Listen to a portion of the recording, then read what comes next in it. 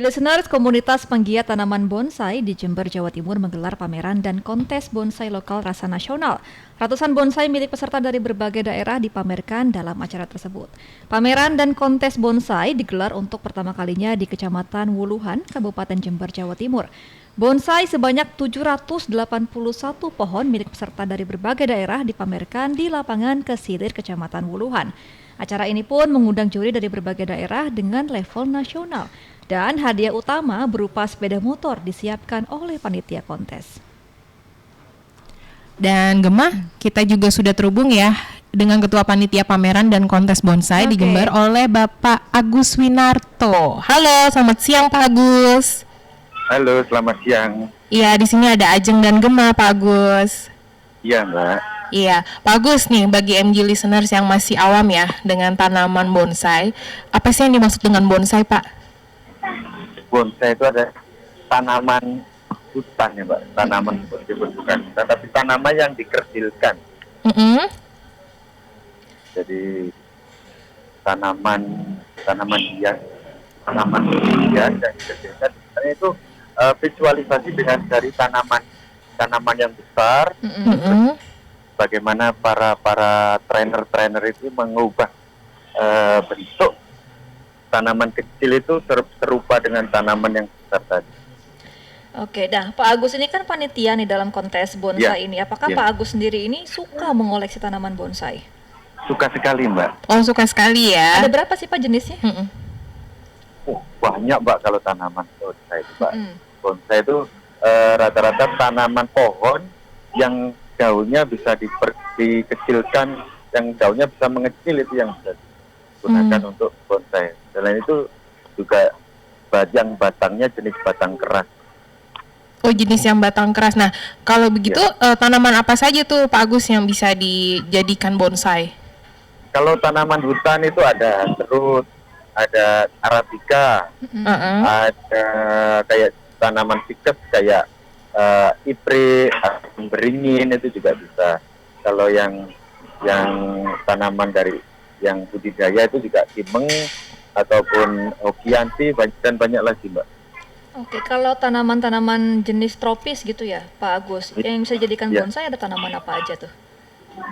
Kayak tanaman hutan itu, Pak, kayak serut itu yang paling merakyat adalah serut dan arabica. Oke. Susah nggak sih Pak ngerawatnya kalau dijadiin dari tanaman tropis gitu? Tanaman itu nggak susah, Mbak.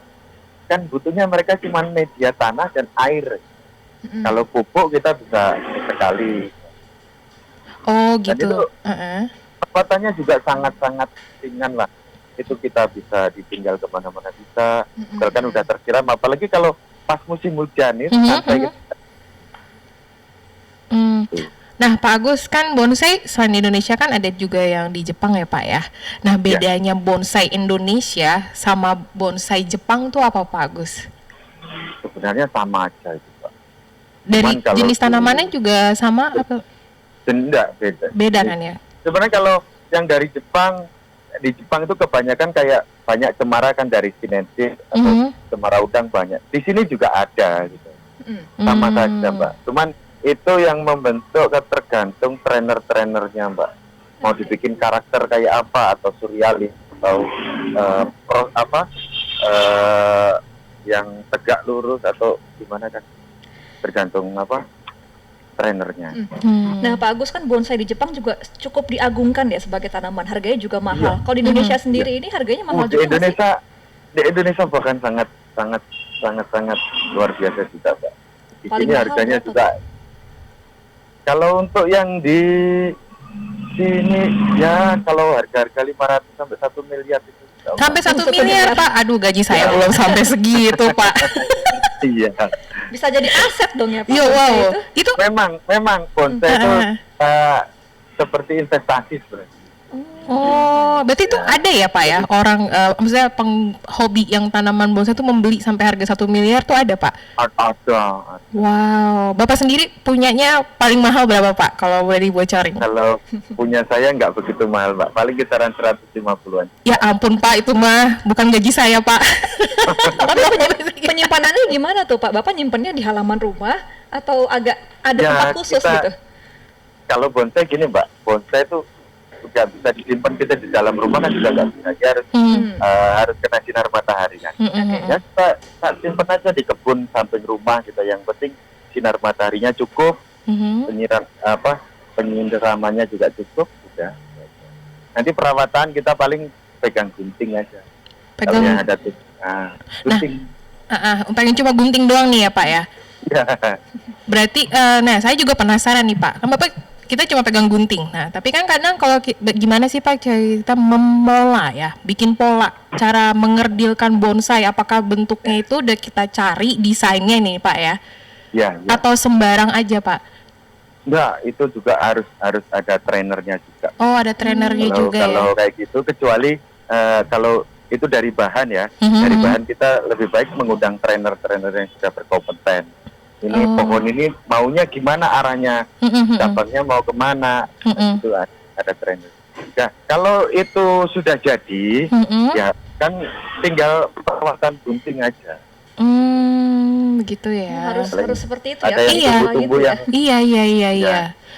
Oke Pak Agus, Jember kan akan melakukan pameran bonsai nih ya Pak, untuk pertama kalinya. Nah, untuk informasi ke MJ listeners ya, tujuan kontes ini apa Pak? Tujuan kontes ini sebenarnya untuk menyambung tali silaturahmi antar pembonsai yang ada di Jawa Timur sini ya Mbak. Selain itu juga untuk menggairahkan para pemula-pemula itu supaya mereka juga ada greget untuk bisa mempunyai bonsai yang berkualitas. Jadi tidak cuma asal bikin bonsai cari di hutan, dibentuk-bentuk sudah ikutan pameran, kan nanti dapatnya prestasinya kurang bagus kan, nggak enak. Jadi disinilah ada semacam edukasi juga, penyupport juga untuk mereka belajar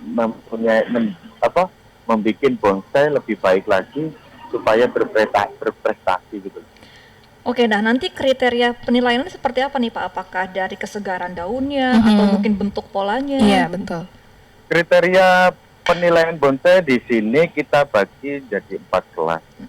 Ada yang bonsai mame kan yang kecil-kecil itu Mbak, small, kecil, antara 10 cm, antara 0 cm sampai 30 cm itu masuk kelas mame. Jadi ada mame prospek sama mame jadi. Mame prospek itu adalah mame bonsai kecil yang masih bahan, belum sempurna gitu. Kalau yang mame jadi itu bonsai kecil yang sudah jadi. Tahapannya di situ. Terus ada prospek umum. Prospek umum itu umum untuk yang ukuran lak dari 30 sampai bisa sampai 1,5 meter. Wow, besar ya. Terus yang selanjutnya adalah kelas jadi. Jadi itu proses bonsai yang sudah jadi, yang sudah enak dipandang, yang benar-benar sudah jadi. Jadi kalau untuk tahapan penilaian itu ada di juri. Ada di juri ya Pak ya? Ya. Kewenangan penuh ada di juri. Kan tadi kita udah dengar ya MJ listeners juga kriteria penilaian kontes bonsai juga ya Gema ya. Nah, saya juga ingin penasaran juga nih Pak Agus, dari kelas-kelas itu tuh pengen tahu nih bentuk-bentuk dasar dari bonsai itu apa aja Pak? Kalau bentuk dasar, bentuk dasar. Ada yang makanya ada yang formal. Formal itu adalah bonsai yang tegak lurus ke atas. Cuman ada tahapan-tahapan, ada ranting, ada cabang pertama, cabang kedua, cabang ketiga, terus ada anak ranting, anak cabang. Itu harus ada tahapan. Terus gaya selenting, macam-macam Mbak. Kalau gaya selenting, terus gaya raf itu kayak hutan gitu Mbak ya. Terus ada gaya terjun, katakanlah terjun kayak air terjun gitu. Oh itu bisa ya Pak dibuat kayak beneran kayak air terjun gitu tuh? Ya kayak terjun gitu bonsainya melantung ke bawah. Cuman ini ada iramanya Mbak. Kalau pas kaku-kaku ada irama. Nah untuk bikin yang air terjun itu ukuran bonsainya berapa meter tuh Pak Agus? Kalau yang itu kan relatif Mbak, tergantung bahan yang dia dapat. Kalau misalnya mereka carinya di hutan, itu barangnya besarnya seberapa. Terus kalau ini dibikin terjun bisa nggak? Itu tergantung bahan. Kak. Kalau kita dari budidaya bisa, mau dibikin kayak apa bisa. Gitu. Nah, dari berbagai bentuk-bentuk dasar ini Pak Agus, ukuran Ya. bonsai dari yang paling kecil sampai paling gede itu berapa meter Pak? Kalau yang paling besar dari standar PBBI sekarang kan, kalau dulu sih paling kecil ya small mungkin sekitar 5 cm Mbak ya. Terus yang Oh, besar kecil itu sampai sekali ya, 5 cm ya. Ya, 1,5 meter. Oh, 1,5 meter ya. Oh, setinggi badan saya ya. Oh gitu. Ada yang 2 meter nggak Pak? Belum ada ya? 2 meter ada Mbak. Ini sebenarnya udah ada ketetapan dari PBBI Sabang Pusat untuk penambahan kriteria itu, jadi tingginya 2 meter. Nah, balik lagi ke kontes bonsai ini ya Pak ya. Nah, yang mengikuti kontes itu apakah memang hanya masyarakat Jawa Timur atau ada yang dari luar Jawa Timur? Ini kebetulan yang di sini ada beberapa yang dari luar Jawa Timur, dari luar pulau juga ada. Kebetulan barangnya sebagian ada yang dititipkan di trainer-trainer wilayah Jawa Timur sini. Jadi ketika ada kontes di sini, mereka nitip untuk dibawakan juga. Tetap tapi atas nama mereka dari Kalimantan, dari Irian juga ada. Oh, jadi nggak menerbangkan bonsainya dari luar kota ke Jawa Timur gitu ya Pak ya? Atau Kebetulan bahan mereka ada di sini. Ada di sini, jadi mereka bikin di situ ya. Ya. Nah, untuk acaranya sendiri tuh dimulai dari kapan nih Pak? Udah dimulai dari kapan dan sampai kapan? Acaranya itu kemarin dimulai tanggal 8 itu mulai penerimaan barang. Tanggal 8 Maret ya? 9, ya, 8, 9, 10 penerimaan barang, penataan semua, tanggal 11 itu penjurian. Dan Tanggal 11 penjurian. Oke, ini hadiahnya tadi sepeda motor bener ya Pak? Sepeda motor, iya. ada sepeda motor, ada kulkas, ada mesin cuci, ada kipas angin. Wow, menarik sekali. Nah, tapi kayak lebih Iya. mahal bonsainya. Iya, lebih mahal bonsai dibanding Ya. Jadi ini ya. gini Mbak, sebenarnya kalau untuk event-event gini, kalau panitia itu bukan mencari untung. Tapi pendapatan kita kembalikan lagi kepada peserta, yaitu berupa hadiah itu. Nah, ini tujuannya memang untuk yaitu nyambung tali silaturahmi, ya, dan saling biar keakraban itu terjalin. Baik Pak Agus. banyak nggak sih Pak yang tertarik sama bonsai ini? Sangat antusias banget Mbak untuk masyarakat umum yang melihat itu kan selalu banyak setiap harinya. Nah itu mereka kebanyakan sangat antusias untuk ingin belajar mengenai bonsai. Oke, berarti kalau banyak masyarakat yang ingin belajar, peluang usahanya juga menjanjikan dong nih Pak? Sangat menjanjikan Mbak, terutama di bidang budidaya Mbak. Nah, di budidaya itu sangat-sangat menjanjikan sekali daripada kita nanam padi ya, katakanlah nanam padi kalau hitungan per tahun lebih menjanjikan yang budidaya bonsai. Oh iya, baik. Nah, ancaman dari budidaya ini tuh apa aja Pak? Jadi gini Mbak, budidaya memang waktunya agak panjang ya Pak. Katakanlah kita dari nanam kecil 2 tahun atau 3 tahun sudah bisa dijual. Kalau pasar itu ketika orang budidaya sudah mencapai 2 tahun gitu udah kelihatan bagus barangnya, nggak usah repot cari market, mau dijual kemana Mbak, orang datang banyak sebenarnya. Pak Agus sendiri juga punya usaha ini kan ya? Punya. Ya. Nah, itu udah berapa lama Pak Agus menggeluti usaha bonsai? Kalau saya masih baru Mbak, sekitaran 6 tahunan lah. Oh, udah lumayan lama ya. Kita aja belum pernah Pak. Nah, untuk para pemula nih ya, tipsnya apa Pak untuk para pemula yang ingin memulai bukan kegiatan sih, maksudnya untuk memulai bikin bonsai ini ya, atau mungkin kayak rumahnya belajar halamannya harus seperti apa? Iya, jangan takut Mbak, maksudnya lebih dekat dengan para trainer. Jangan takut bergaul pada pembonsai yang sudah lama-lama, karena banyak pemula yang malu atau gimana ya. Aku pengen belajar sama Pak itu tapi malu. Jangan seperti itu. Nah, nge-reach out-nya tuh gimana Pak? Apakah ada komunitas di media sosial atau ada grup WhatsApp komunitas gitu? Di media sosial tuh apa Pak komunitasnya kalau boleh tahu? Ya, yang terbesar di Indonesia adalah PBBI Pak. PBBI ya? Iya, PBBI ya. Berarti Itu kepanjangan dari apa Pak? PPBI, Heeh. Penggemar pecinta bonsai Indonesia. Oh, penggemar pecinta Perkumpulan, bonsai. Mbak. Ya, Oh, perkumpulan ya. pecinta bonsai Indonesia ya. Berarti kalau ada pemula yang mau nyoba-nyoba bisa langsung ke situ dulu ya. Iya bisa, cari-cari iya bisa training kontak ya. PPBI ya. Itu pun Ya, di luar Pulau Jawa pun bisa untuk kontak Semua, ya. Mbak, itu Iya. sudah di Indonesia sudah banyak cabang. Setiap kota, setiap wilayah ada cabangnya sedikit. Ya Pak Agus, ini kan kontesnya baru di Jawa Timur nih. Kedepannya ada Ya. nggak proyeksi kontes-kontes di kota-kota lain? Selalu ada, Mbak. Oke. Kontes bonsai itu setiap saat ada. Bahkan setiap bulan ada di setiap kota seluruh Indonesia. Oh gitu. Internasional Ya. kira-kira mungkin nggak? Iya. Pak? Gimana? Internasional nih, go internasional kira-kira mungkin nggak nih? Ada kan, kalau internasional nanti ada waktunya aspak gitu. Insya Allah di tahun depan ada mungkin di Surabaya. Oh, di Surabaya. Berarti masih di daerah Jawa Timur ya, Pak ya. Ya. Kadang ke Bali, kadang di Bali. Kemarin dulu aspak itu ada di Bali. Sekarang ada mungkin tahun depan ada di Surabaya. Pak Agus, saya juga penasaran nih ya. Pak Agus punya nggak sih bentuk favorit bonsai? Ada nggak bentuk favorit? Rata-rata yang favorit terutama di formal. Oh, yang formal ya. Ya. Pak Agus sendiri bisa kan berarti ahli ya membuat yang bentuk formal itu ya? Ya bukannya ahli, Mbak. Udah expert lah ya. Insya Allah bisa. Insya Allah. Nah kalau untuk merawat bonsai ini pupuknya khusus nggak sih Pak?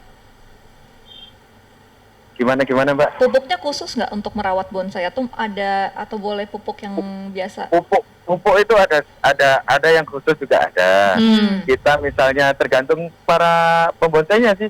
Kalau misalnya dananya, kalau yang khusus kan agak mahal ya. Kalau yang biasa-biasa sama aja dengan pupuk-pupuk para petani itu sebenarnya, Mbak. Sama aja. Ataupun pakai pupuk organik itu juga, pupuk kandang atau gitu. Oke. Oh, baik. Nah, sejauh ini Pak dalam kontes pameran bonsai ini boleh nggak kita tahu ya yang favorit dari daerah mana, Pak? Favorit daerah mana? Rata sih, Mbak, merata ya. Iya. Untuk wilayah Jawa ini apalagi, Mbak, merata, Mbak, dari mungkin Jawa Barat sampai Jawa Timur kayaknya nggak ada pilah-pilah. Oh, daerah ini yang paling menonjol. Semua sama saya. Nah, untuk pemilik bonsai ini Pak, apakah lebih banyak perempuan atau laki-laki dan usianya kira-kira berapa Pak? Apa ada yang masih muda-muda juga nih yang menggeluti bonsai ini? Peminatnya juga. Kalau yang paling banyak memang laki-laki, Mbak. Cuman kalau penikmat perempuan juga banyak. Terus kalau untuk usia itu mulai dari anak-anak sampai kakek-kakek itu sudah banyak juga. Udah mulai belajar. Karena para trainer itu kan, para pembonsai itu juga pada anak-anak mereka ikut menggemari gitu. Ikut menggemari juga ya, Pak ya. Oke, siap. Ini sepertinya kita nantikan sekali ya kontes Iya, betul. ini. Kalau di Jakarta mungkin kita bisa langsung ke lokasi ya.